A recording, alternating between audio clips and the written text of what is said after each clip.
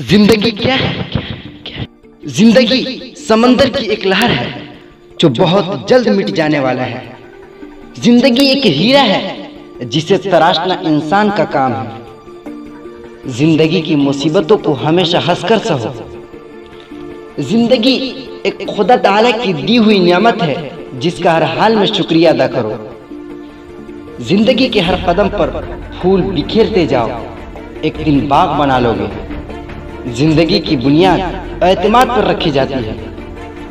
जिंदगी बज़ाहिर तो बहार की तरह शादाब है, मगर हकीकत में कांटों की तरह है।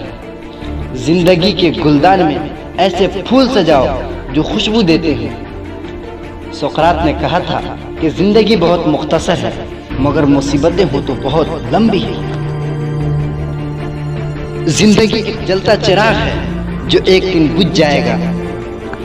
जिंदगी एक रास्ता है जिसमें कदम कदम पर कांटे हैं। जिंदगी खुदा ताला की एक अमानत है। जिंदगी एक फूल है और मोहब्बत उसकी खुशबू है। जिंदगी एक ऐसी शमअ है जो हवा में रखी हुई है।